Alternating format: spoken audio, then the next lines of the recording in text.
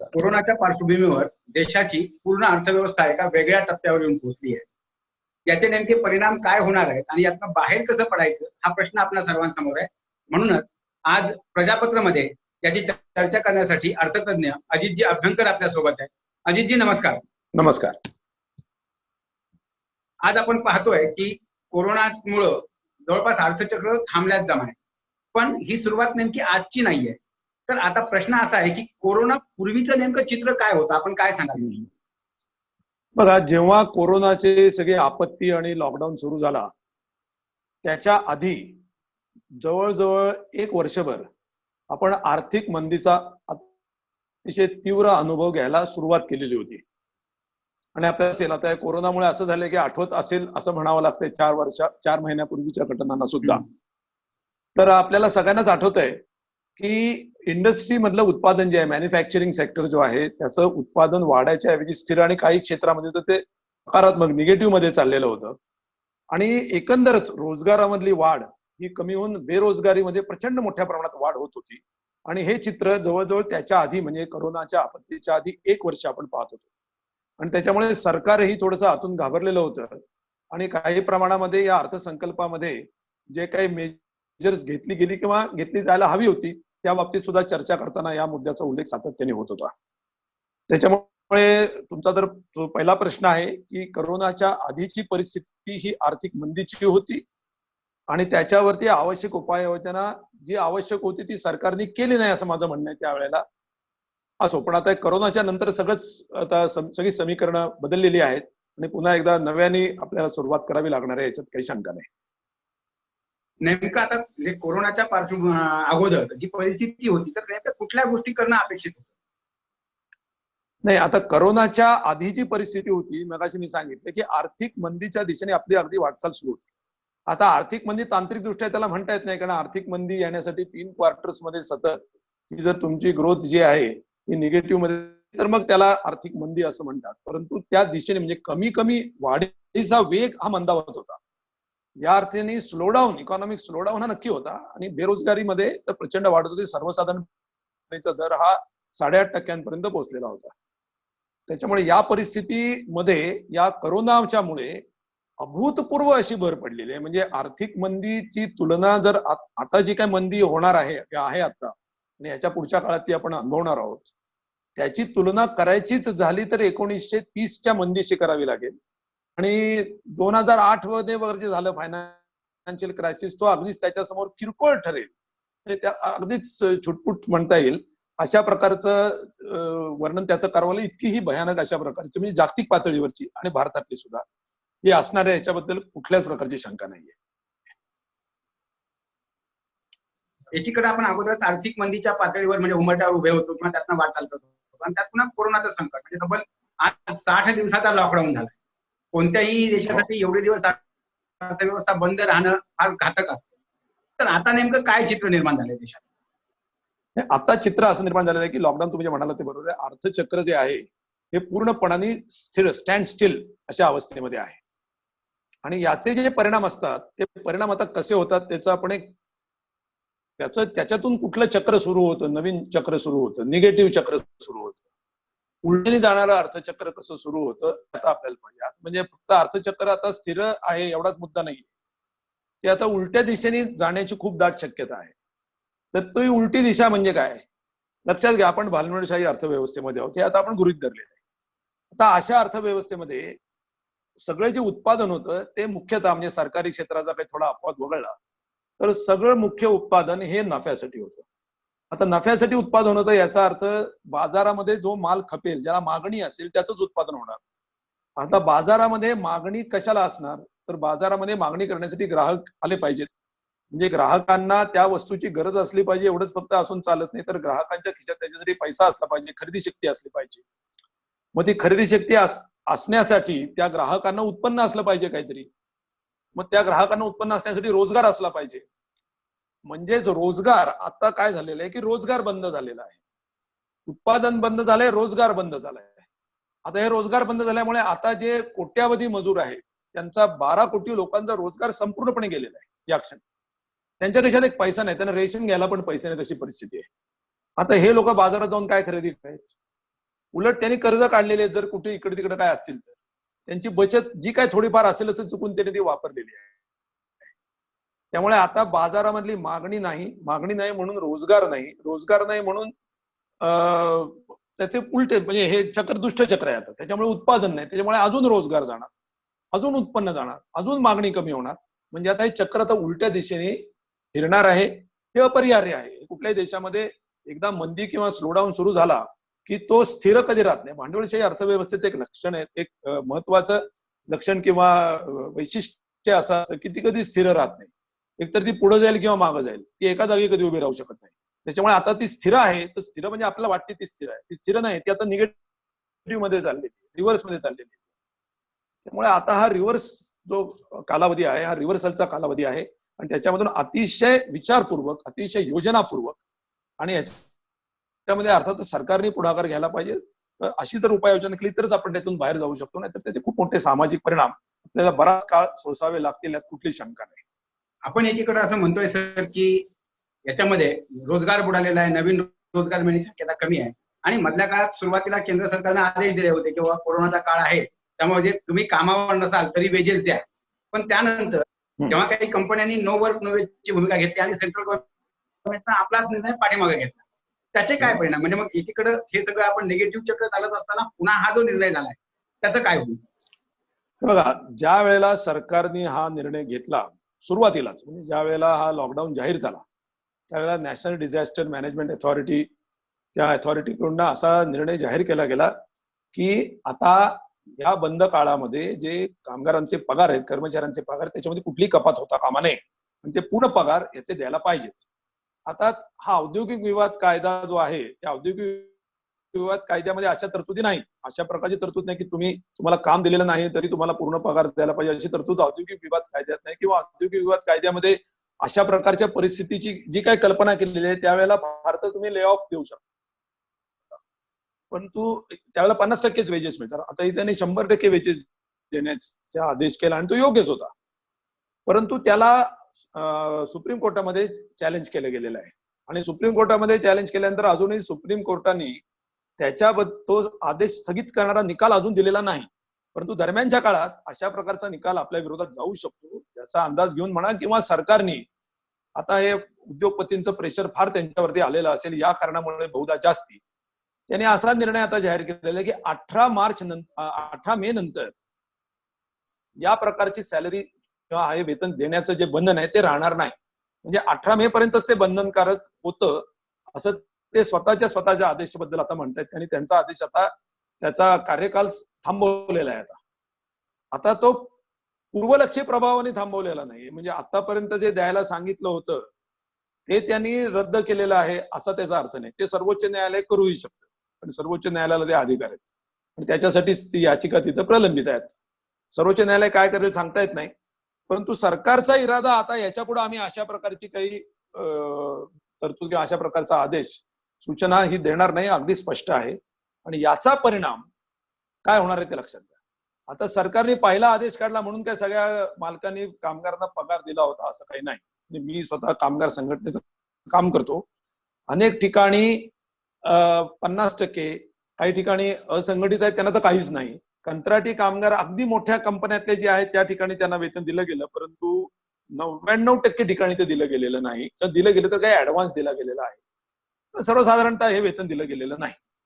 त्याच्यामुळे सरकारनीच आता अशी अपेक्षा करणं की आता उद्योगपती आहेत त्यांचं एवढं प्रेशर आहे आणि तो न्यायालय आम्हाला सांगणार आहे की तुम्ही असं काय करू शकत, निदान याच्या पुढच्या काळात नक्कीच करू शकत नाही, मग आता आम्ही काय करणार? सरकार असं म्हणू शकत नाही. याचे परिणाम होणार आहेत, याचे परिणाम निश्चितपणे होणार आहेत, परंतु अर्थव्यवस्था सुधारण्याचा प्रश्न हा कायद्याचा मुद्दा होऊ शकत नाही, या लक्षात घ्या. कारण अर्थव्यवस्था चालवणं किंवा अर्थव्यवस्थेला दिशा देणं म्हणजे एखाद्या कायद्याची अंमलबजावणी करणं किंवा एखादा कायदा करणं आणि न करणं एवढाच फक्त मुद्दा नाहीये. कायदे हे साधनरूप आहेत आणि सरकारचे जे अनेक अधिकार आहेत, अनेक जे सरकारच्या जबाबदाऱ्या आहेत, त्याच्यामध्ये कायदा हा फक्त एक साधन म्हणून वापरायचा. आता हे साधन जर योग्य होत नाही, कारण तर उद्योगपतींकडे पैसे नाही, सुद्धा त्यांची निदान छोट्या उद्योगांच्या बद्दल अडचण जेन्युइनली असू शकते, म्हणजे काय तुम्ही नाकारू शकत नाही. त्यांना 2-4 महिने जर काही उत्पन्नच नसेल तर ते वेतन कुठं देणार, हा छोट्या उद्योगांसमोरचा तर निश्चितपणे प्रश्न असू शकतो. ते आपल्याला करायला पाहिजे. मग अशा वेळेला सरकारकडे काय उपाययोजना आहे? सरकारकडे आर्थिक उपाययोजना आहे ना. सरकार हे देशातलं सगळ्यात मोठं खर्च करणारं एक अथॉरिटी आहे. भारतातला सगळ्यात जास्त खर्च कोण करतं, सगळ्यात जास्त उत्पन्न कोणाचं? सरकारचं आहे अर्थातच. मग अशा वेळेला एक बाजारामध्ये ग्राहक म्हणून असेल किंवा बाजाराला दिशा देण्यासाठी म्हणून असेल, सरकार प्रचंड काही करू शकतं आणि ते सरकारने करणं हीच सरकारकडनं अपेक्षा आहे. तिथंच आपण ते इकॉनॉमिक पॅकेज प्रश्नाकडे जातो. जो इकॉनॉमिक पॅकेज म्हणजे आपण जिथे येतो की सरकारनं काहीतरी केलं पाहिजे. तर मागच्या काळात म्हणजे 5-7 टप्प्यामध्ये अर्थमंत्र्यांनी सांगितलं, पंतप्रधानांनी घोषणा केल्यानंतर 7 टप्प्यामध्ये निर्मला सीतारामन सांगत होत्या. ह्या 20 लाख कोटीच्या पॅकेजचं स्वरूप काय? आपण त्या पॅकेजकडे आपण कसं बघताय? बघा, 20 लाख कोटीचं पॅकेज हा म्हणजे एखाद्या भुकेलेल्या समुदायासमोर मी असं सांगायचं की मी गाडीभर धान्य आणणार आहे, गाडीभर धान्य आणणार आहे, गाडीभर खाद्यपदार्थ आणणार आहे, आणि म्हणून एका गाडीमध्ये सगळी चुरमुऱ्याची पोती जर मी आणली तर ती गाडी भरून जाईल, पण त्याचं वजन काय असेल? असा प्रकार ह्या 20 कोटीच्या इकॉनॉमिक पॅकेजचा आहे, करोना पॅकेज. म्हणजे दिसायला ते 20 लाख कोटीचं आहे, राष्ट्रीय उत्पन्नाच्या 10% आहे असं सांगितलं जातं, पण त्या 20 लाख कोटीमध्ये जवळजवळ 16-17 लाख कोटी हे कर्ज जी सरकार देण्यासाठी इतर संस्थांना प्रवृत्त करणार आहे किंवा इतर संस्था ज्या कर्ज देतील त्याच्यासाठी काही बाबतीमध्ये गॅरंटी राहणार आहे अशी आहेत, अशा रकमा आहेत त्या. दुसऱ्या रकमांची असं आहे की सरकार आतापर्यंत किसान आम्ही 50,000 कोटीचा निधी उभा केला जाईल, कोण करेल माहिती नाही, कोणाकडनं पैसे आणतील माहिती नाही, केला जाईल. किंवा ज्या योजना पूर्वीच जाहीर झालेल्या आहेत त्याचा फंड ऑफ द फंड्स निर्माण केला जाईल. कुठून? कोणाच्या पैशातून? काहीच नाही. असा वास्तवतेचा स्पर्श सुद्धा त्याला होणार नाही अशी बऱ्याच योजनांबद्दल काळजी आहे. त्याचे मी अगदी तपशीलवार आकडे तुम्हाला सांगू शकतो, पण त्याची मला वाटतं आवश्यकता नाही. आवश्यकता अशी आहे की कर्ज बँका देतील त्याला आम्ही गॅरंटर राहू. तुमच्या पॉवर कॉर्पोरेशन आहे ती डिस्ट्रीब्युशन कंपन्यांना काही सहाय्य करेल, ती एक कॉन्क्रीट समजतो, ती एक योजना कल्पना चांगली आहे.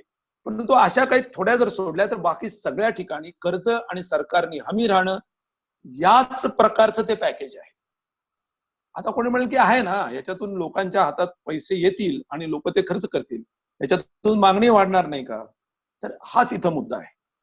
मी मगाशी काय सांगितलं तुम्हाला की अर्थव्यवस्था जर नीट चालायची असेल, विशेषतः रिव्हर्स मध्ये जाणारी थांबवायची असेल, तर ताबडतोबीनं त्याला मागणीचं एक इंजेक्शन देण्याची गरज आहे.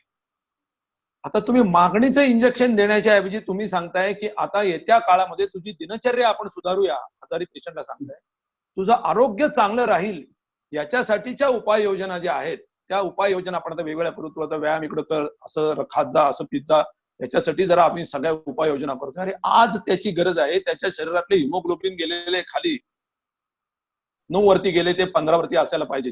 त्याला इंजेक्शन, त्याला डायरेक्ट ब्लड सप्लाय देण्याची गरज आहे. तुम्ही सांगताय की त्याचं आरोग्य सुधारण्यासाठी आता आपण एक दीर्घकालीन एक उपाययोजना करू. तो मरून जाईल तोपर्यंत पेशंट. मागणीचं इंजेक्शन द्यायला पाहिजे. आणि मागणीचं इंजेक्शन म्हणजे उद्योगपतींच्या हातात जास्ती पैसा येऊ शकेल अशा कर्जाचा योजना करणं नव्हे. मागणी आज उपस्थित कशामुळे होईल की लोकांच्या हातात डायरेक्ट खरेदी शक्ती द्यायला पाहिजे. आणि शेवटी उद्योगपती तरी कर्ज कशासाठी घेतील? फायनल मागणी बाजारात जी असेल त्याच्याकडे बघूनच घेतील ना. स्वतःच्या डोक्यावरती कर्ज लादून घेण्यासाठी स्वस्त मिळतंय म्हणून, स्वतःच्या डोक्यावर तारण मिळते म्हणून स्वतःच्या डोक्यावर कर्ज घेईल का कोणी? त्याला फायनली बाजारात मागणी दिसली पाहिजे. फायनल मागणी कुठून येते? फायनल ग्राहकांकडून येते, फायनल कन्झम्पशन कडून. लक्षात घ्या. तर मी थोडंसं अर्थशास्त्र 1 मिनिटामध्ये सांगतो. बाजारामध्ये जे काय उत्पादन होतं ते मागणीनुसार होतं आणि मागणी ही 4 सोर्सेस मधून येते. एक मागणीचा सोर्स आहे उपभोगासाठीची मागणी, म्हणजे जे आपण डोमेस्टिक सेक्टर ज्याला आपण म्हणतो, आपण जे ग्राहक होत ते आपल्या उपभोगासाठी जो खर्च करतो त्याच्यामधून मागणी निर्माण होते. तो एकूण मागणीच्या देशातल्या 60% मागणी, 60% खर्च हा उपभोगासाठी होतो, अशी आजची आकडेवारी आपल्याला सांगते. दुसरे जे खाजगी क्षेत्र आहे त्यांच्यामधले जे गुंतवणुकीचे खर्च असतात ती सुद्धा मागणीच असते, पण ते कशावरती अवलंबून असतं? उपभोगासाठी. फायनली वस्तूंचं उत्पादन होतं कशा करता? अंतिमतः उपभोगासाठीच होतं ना. भले तुम्ही वृत्तपत्र काढाल किंवा कॉम्प्युटर काढाल किंवा एखादा इंटरमिजिएट ज्याला म्हणतो बिझनेस टू बिझनेस प्रॉडक्ट तयार करतो, शेवटी तो कशा करता तयार होतो? तो तयार होतो फायनल उपभोगाची मागणी असेल तरच ते इंटरमिजिएट गुड्स तरी तयार होईल ना. ती उपभोगाची मागणीवरतीच खासगी क्षेत्राची गुंतवणुकीची मागणी अवलंबून आहे. हे दुसरा सेक्टर म्हणजे खासगी क्षेत्राची गुंतवणूक. तिसरं म्हणजे सरकारचा खर्च आणि चौथं म्हणजे निर्यात. आता निर्यातीची पॉसिबिलिटी फारच कमी झाली कारण सगळी जागतिक अर्थव्यवस्था अडचणीमध्ये आहे, तर निर्यात वाढण्याची शक्यता नाही. खासगी क्षेत्राची गुंतवणूक वाढवण्यासाठी एकमेव सरकारने उपाययोजना केली की तुम्हाला आम्ही खूप स्वस्त म्हणण्याच्या विनातारण कर्ज देऊ, हे त्यांनी सांगितलंय. मुख्यतः म्हणजे आता विनातारण कर्ज देऊ तर घ्यायला तयार होणार नाहीत पटकन, कारण ते म्हणतील की आता आम्ही कर्ज कशाच्या आधारावर घ्यायचं, आम्हाला बाहेर डिमांडच जास्त दिसत नाही किंवा त्याचं प्रोजेक्शन दिसत नाही, अँटिसिपेशन नाही, म्हणजे ते कर्ज घेणार नाही. मग आता दोनच मार्ग राहतात.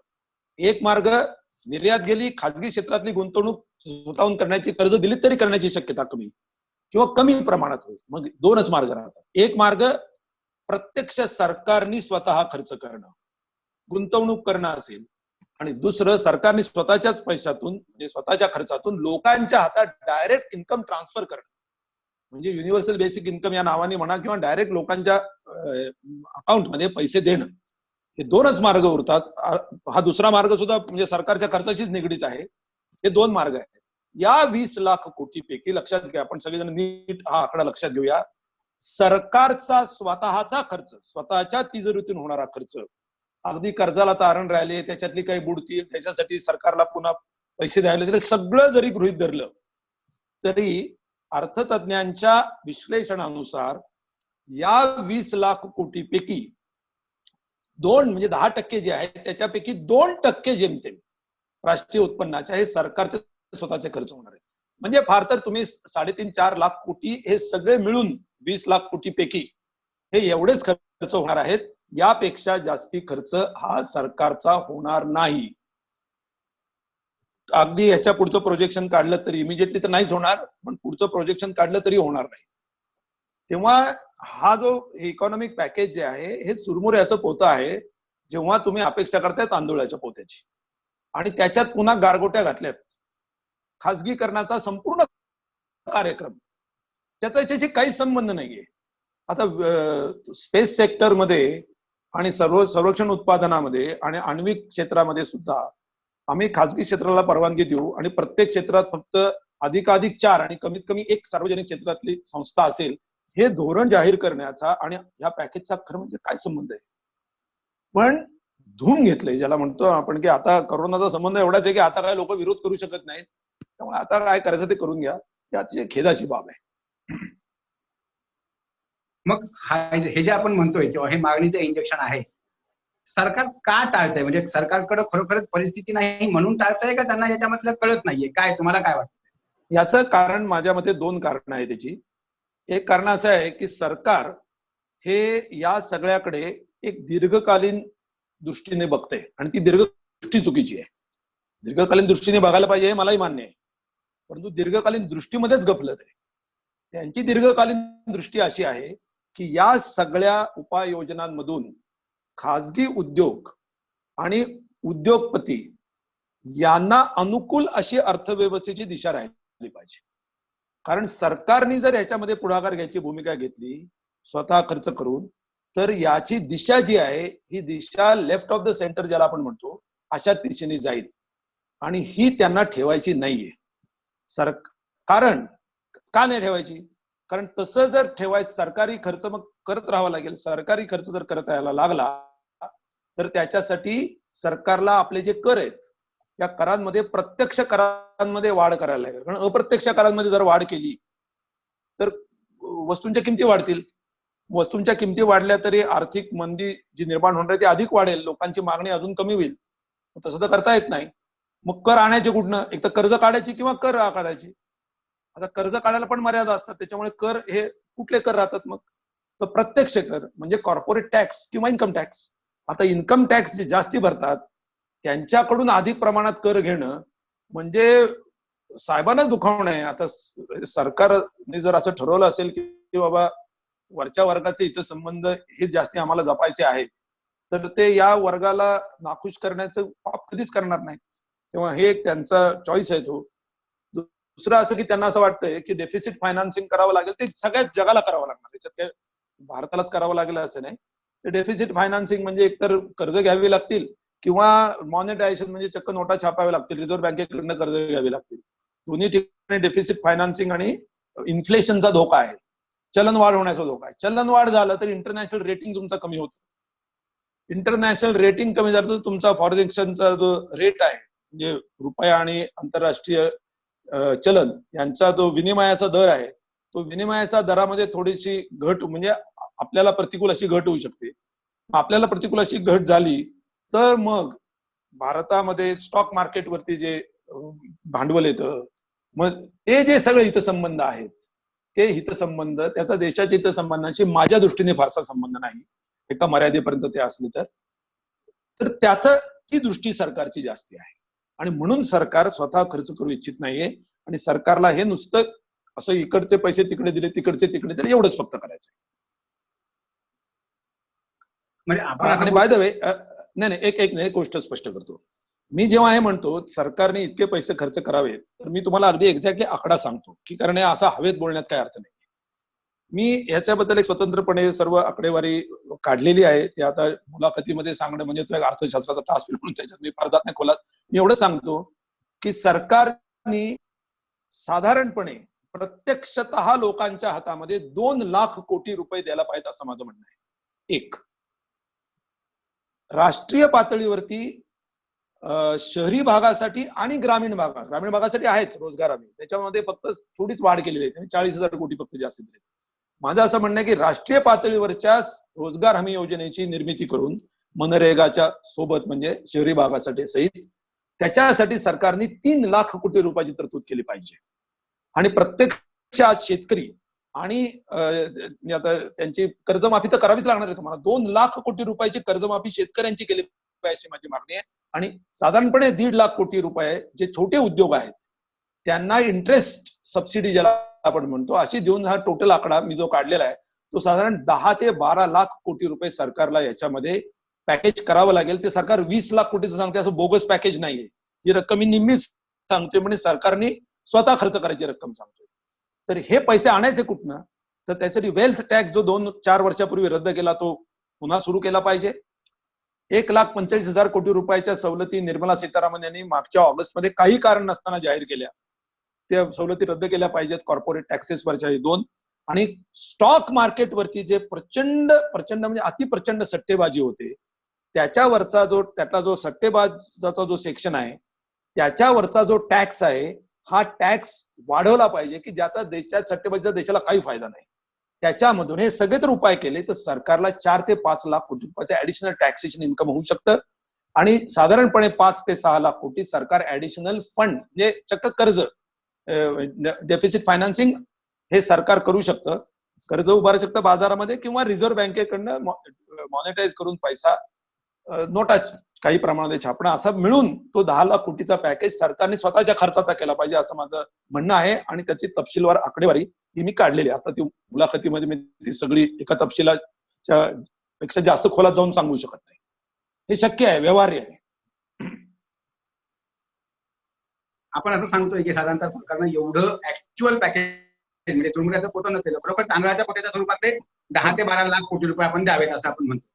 पण जरी उद्या सरकारनं देऊ केलं तर आता आपण एक चित्र बघतोय की ठिकठिकाणचा कामगार वर्ग किंवा मजूर वर्ग आहे तो आपापल्या गावी परतलेला आहे, तो उद्या पुन्हा उद्योगाच्या ठिकाणी पोहोचेल. ही खरोखरच मोठी समस्या आहे.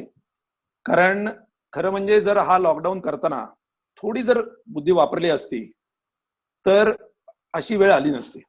आणि आता परिस्थिती अशी झालेली आहे की सगळीकडचे आपण जे तुम्ही म्हणताय तेच मी थोडंसं जरा विस्ताराने सांगतो आणि तुमच्या प्रश्नाचं उत्तर देतो. तर आता जेव्हा लॉकडाऊन आता हा थोडासा रिलीज होतोय बहुतेक ठिकाणचा, काही विशिष्ट ठिकाणं सोडली तर त्यावेळेला मजूर हे परत जाण्याच्या रेल्वे खूप मोठ्या प्रमाणात सोडण्याची सुरुवात झाली. म्हणजे विचार करा, आता रेल्वे ज्या वेळेला सोडण्याची पूर्ण नियोजन करून, जर त्या मधल्या काळात वेळ होता तुम्हाला नियोजन करायला, ते अजिबात केलं नाही. आणि त्यानंतर लोक जमतायत, पायी चालतायत, ही सगळी चित्र आपण पाहिली. ही सगळी वेदना लोकांच्या वरती लादली सरकारच्या अनियोजन शून्य आणि संवेदन शून्य कारभारामुळे. आता ही जी परिस्थिती आहे याच्यामुळे मजूर मिळण्याची अडचण ही निश्चितपणे होणार आहे. आणि याचा परिणाम हा 2 प्रकारे होऊ शकतो. याचा परिणाम असा होऊ शकतो की एक, स्थानिक मजूर हे येतील कामाला, काही म्हणजे बऱ्याच ठिकाणी जातील, आणि जे आता बाहेर गेलेले आहेत त्यांच्यापेक्षा यांचे रेट्स जास्ती असणार अर्थातच, कारण हे स्थानिक आहेत.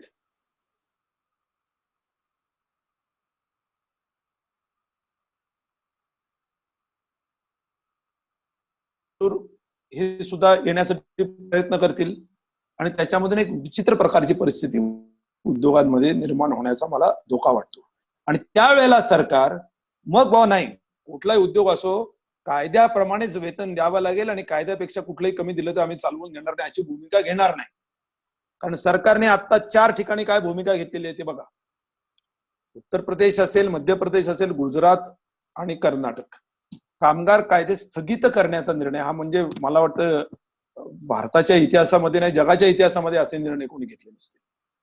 तर हे निर्णय असे, हे एका बाजूला, आणि कामगारांच्या मध्ये निर्माण झालेली ही काहीतरी आवाजबी स्पर्धा जी काही काळानंतर निर्माण होऊ शकते, त्या दोन्हीची जर बेरीज केली तर याच्यामध्ये कामगार विरोधी म्हणजे कामगारांमध्ये भांडण होणं किंवा सरकारने पूर्णपणाने उद्योगपतींच्या बाजूने त्यावेळेला उभं राहणं असं चित्र होण्याचा धोका मी देशाच्या पातळीला बोलतोय असा होईल अशी मला खूप भीती वाटते. तर आपण हे जे एकंदर चित्र सांगतोय, पण ठीक आहे, यातनं शेवटी आज ना उद्या बाहेर पडावं लागेल. कोरोनाची भीती बाळगून फार काळ कोणाला घरात बसता येईल असं नाही. मग अशा परिस्थितीत मागणीचं इंजेक्शन द्यायचं असेल तर ते कोणत्या पद्धतीने, म्हणजे आता आपण जर अर्थव्यवस्था पुन्हा सुरू करायची आहे, ते निगेटिव्ह मध्ये चाललेलं चाक पुन्हा पॉझिटिव्हच्या दिशेने हलवायचं आहे, तर हे सगळं कोणत्या दिशेने आणि कसं सुरू करायचं? सगळ्यात पहिली गोष्ट म्हणजे ज्या ज्या कष्टकऱ्यांचं उत्पन्न त्यांच्या कुठल्याही दोषाशिवाय हे बुडालेलं आहे ते त्यांचं उत्पन्न रिस्टोर करून दिलं पाहिजे. First thing. मुळामध्ये आर्थिक मंदी आधीच होती, मी मगाशी सांगितलं, ती मुळात खाली गेलेलं आपल्याला वरती काढायचंय चाक, तोही त्याच्यात भाग आहे. आता सगळ्यात पहिला म्हणजे शेतकरी आहे. शेतातलं उभं पीक त्याला मातीमोल करावं लागलंय. हे आज आता प्रत्यक्ष आपल्या 2 महिन्यात झालेली ही गोष्ट. द्राक्ष असेल, केळी असतील, भाज्या असतील, हे सगळ्या बाबतीत झालेले आहे. धान्याच्या बाबतीत सुद्धा अकाउंटमध्ये पैसे दिले पाहिजेत. यांनी काय केलं, एक उदाहरण फक्त सांगतो, किती म्हणजे खोटेपणा असावा. जी सरकारची 2,000 रुपये देण्याची 4 हप्त्यामध्ये देण्याची जी योजना होती, त्याचा 3 हप्त्यामध्ये देण्याची योजना होती, त्याचा दुसरा हप्ता ड्यू होता, तो फक्त सरकारने जाहीर केला या 27 का 28 मार्चला त्यांनी जी प्रेस कॉन्फरन्स घेतली त्यावेळेला, आणि त्याचा समावेश या पॅकेजमध्ये केलेला. असे कित्येक गोष्टी आहेत. म्हणजे माझ्या मते जवळजवळ 1/3 पॅकेज अशाच गोष्टींनी भरलेले आहे. जनधन खात्यामध्ये किती पैसे टाकले? 500 रुपये. आणि ते शेतकऱ्याचे किती 14 कोटी शेतकरी आहेत. त्या योजनेचे सुरुवातीला सांगितलं 9 कोटी शेतकऱ्यांसाठी योजना आहे. आता त्यांचा जो शेवटचा जो हप्ता तो फक्त 6 कोटी शेतकऱ्यांचा गेलेला आहे. लक्षात घ्या. माझं मते त्या शेतकऱ्यांच्या हातामध्ये जे 13 कोटी 14 कोटीचे काही शेतकरी आहेत त्यांच्या खात्यामध्ये सरकारने 6 कमीत कमी 8 ते 10,000 रुपये टाकले पाहिजेत. तीच गोष्ट आहे कंत्राटी मजूर जे आहेत किंवा जनधन खाती आहेत त्यांच्या खात्यामध्ये दरमहा 7,000 रुपये हे येत्या 3 महिन्यासाठी त्यांनी टाकले पाहिजेत. हे अगदी शक्य आहे आणि याचा आकडा मी तुम्हाला काढून दाखवू शकतो की हे किती प्रमाणामध्ये याची अमाऊंट एक्झॅक्टली काय होईल. हे जर केलं तर लोकांच्या हातामध्ये पैसे जातील. आणि अर्थातच शेतकरी जे आहेत त्यांच्या कर्जमाफीत शेतकरी कसं काय कर्ज घेतील? म्हणजे साधी गोष्ट आहे, तुम्ही नवीन कर्ज त्याला घ्यायला सांगताय, त्याचं म्हणजे तो आता खाण्यासाठी त्याला कर्ज मिळू शकणार नाही, पिकासाठी काय मिळणार नाही, म्हणजे तो घेणार नाहीये कर्ज. कशाही डोक्यावरती घेईल तो? का आत्महत्या करायला कर्ज घेईल का काय? तेव्हा हे अशा पद्धतीनेच ते पैसे लोकांच्या हातामध्ये डायरेक्ट बँक अकाउंट्स मध्ये द्यावे लागतील. आणि छोट्या उद्योगांना इंटरेस्ट सबसिडी जाहीर करावी लागेल. फक्त मोरॅटोरियम नाही की तुम्हाला पुढचं कर्ज मिळालं, पुढचं कर्ज मिळालं, पहिल्या कर्जाचं काय करू मी? त्यांना इंटरेस्ट मोरॅटोरियम देण्याची गरज आहे. मोरॅटोरियम नव्हे, इंटरेस्ट सबसिडी देण्याची गरज आहे बँकांना. जर आपण म्हणतोय त्या पद्धतीनं खरोखरच म्हणजे त्याच्या किमान काही टक्के प्रमाणात जर सरकारनं हे सुरू केलं, हे इंजेक्शन देणं सुरू केलं, तर तुम्हाला काय वाटतं किती काळ लागेल पुन्हा आपल्याला पूर्वपदावर यायला किंवा किमान सुलभ व्हायला आपलं जमीन? हा, अर्थात ते मी सांगतो, परंतु त्याचबरोबर रोजगार हमी योजनेचा मी उल्लेख जो मगाशी केला, आता बोलताना राहिला तो, शहरी भागामध्ये सुद्धा रोजगार हमी योजना अतिशय प्रखरपणाने चालवावी लागेल. असो तर हे सगळं जर केलं तर माझ्या मते जर असा एक जर वातावरण जर निर्माण झालंय, कसं काय इकॉनॉमी जी आहे आणि इन्व्हेस्टमेंट डिसिजन सेंटिमेंट वरती होतात. मगाशी जो तुम्ही प्रश्न विचारला, sentiment is very important economics मध्ये. हे बिहेव्हिअरल इकॉनॉमिक्स म्हणून आता जे नवीन शास्त्र विकसित झालेलं आहे जास्ती, त्याच्यामध्ये sentiment of the investor is very important. आणि सरकार सुद्धा त्याच्यावरच प्ले करते. पण सरकारला कुठल्या सेंटिमेंटची प्ले करायचंय? मोठ्या उद्योगपतींच्या सेंटिमेंट वरती प्ले करायचंय, की आमच्या इथे कसं खाजगीकरण आहे, आम्ही खाजगी भांडवलाला वावतो, ही त्यांची सेंटिमेंट त्यांना जागी करायची. मी असं म्हणतो की या सेंटिमेंटपेक्षा जे छोटा शेतकरी जो आहे, मध्यम शेतकरी आहे किंवा छोटा उद्योजक आहे, त्याची सेंटिमेंट जी आहे आणि त्याच्यात दिसणारं जे चित्र आहे ते बदललं पाहिजे. आणि हे जर सेंटिमेंट आपण आता मी सांगतो या मार्गाने जर आपण निर्माण केलं तर त्याच्यामधून माझ्या मते 6 महिन्यामध्ये आपण निश्चितपणे जागेवरती येऊ शकू. आणि जगातला हा अनुभव आहे. लक्षात घ्या, मी एकच उदाहरण सांगतो तुम्हाला. अमेरिका हा 100% भांडवलदारी देश आहे, याच्याबद्दल तर कोणाचं दुमत नाहीये. 1930 सालची जेव्हा मंदी तिथं आली, तेव्हा तिथं निवडणूक जेव्हा झाली, तेव्हा तिथं फ्रँकलिन रुझवेल्ट नावाचे नवे अध्यक्ष निवडून आले. त्यांनी काय सांगितलं होतं?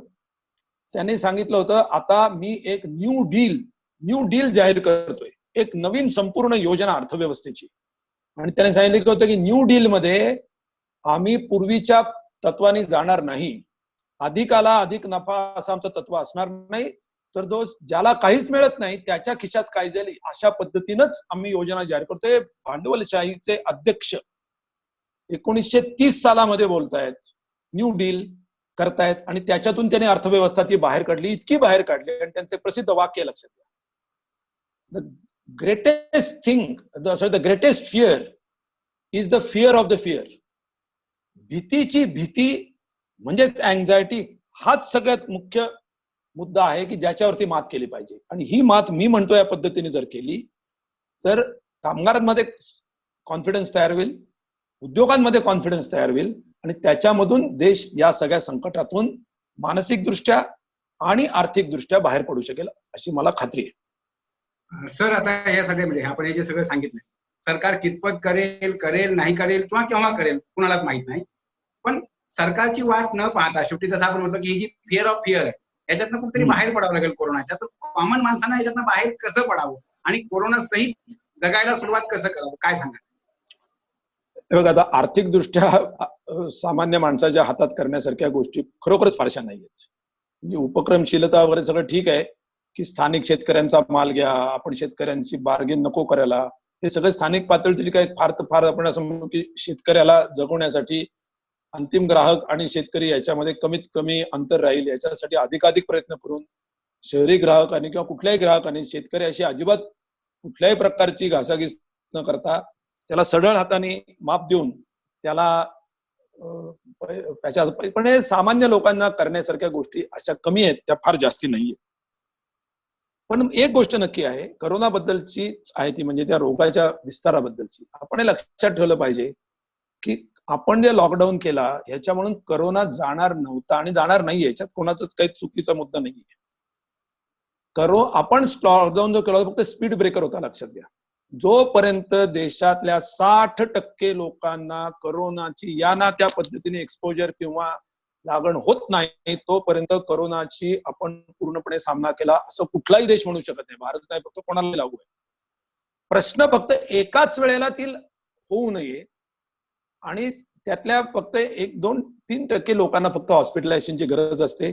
त्यातले 1% लोकांचा मृत्यू होऊ शकतो, ते सुद्धा जे वृद्ध आहेत किंवा डायबिटीस आहे वगैरे. त्यामुळे या करोनाला एका मर्यादेपेक्षा आपण त्याच्या भयगंड ज्याला आपण म्हणतो हा निर्माण करणं किंवा होणं हे चुकीचं आहे. लॉकडाऊन बरोबर होता, म्हणजे लॉकडाऊन करण्याची गोष्ट चुकीची आहे असं माझं म्हणणं नाहीये. कारण एकाच वेळेला सगळ्या लोकांना हॉस्पिटलाइज करण्याची गरज पडली तर आपल्याला 1 कोटी लोकांना एकाला हॉस्पिटलाइज करावं लागेल, ही गोष्ट अशक्य आहे. त्याच्यामुळे हे स्पीड ब्रेकर्स होते, असे स्पीड ब्रेकर्स लावावे लागतील. आणि ते स्पीड ब्रेकर आपण जर लावले, काळजी घेतली जास्ती, तर आपोआप याची जी गती आहे ती मंदावेल. आणि गती मंदावणं हेच आपलं उद्दिष्ट आहे. त्याची पूर्णपणे विस्तार रोखणं हे अशक्य आहे, म्हणजे हे उद्दिष्टच असू शकत नाही. एनिवे, हा मानसिक किंवा या रोगाबद्दलचा मुद्दा झाला, कारण हे सुद्धा आपण सांगणं आवश्यक आहे लोकांना. लोकांना काय वाटतं की लॉकडाऊन केला तर रोगी वाढतात कसे काय? ऑब्व्हियसली वाढणार आहे ते. किती लॉकडाऊन केला तुम्ही, हातपाय बांधून लोकांना घरामध्ये हातपाय बांधून ठेवलं तरी तो काही प्रमाणात वाढणार आहे. असं नाही, तुम्ही अशी अपेक्षा करून लोक पराभूत होतात त्याच्यामुळे. लोकांना वाटतं की काहीच होत नाही यशस्वी, हे चुकीचं आहे. आणि मग काही लोक राष्ट्रपती राजवट आणावी वगैरे अशी काही दुःस्वप्न पडू लागतात. हो, त्याचा काही राजकीय परिणाम होतो. एनिवे, तर हे लोकांनी धैर्याने याला सामना केला पाहिजे. आणि आर्थिक बाबतीमध्ये सरकारकडे आग्रह धरला पाहिजे. कारण तुम्ही कामगार कायदे जर रद्द करणार असाल तर कामगारांची सौदा शक्ती अजून कमी होणार आहे, म्हणजे त्यांच्या हातातली खरेदी शक्ती अजून कमी होणार आहे. तर याच्या विरुद्ध आपल्याला लढावं लागेल, म्हणजे त्याला इलाज नाही.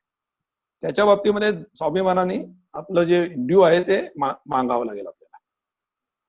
धन्यवाद सर.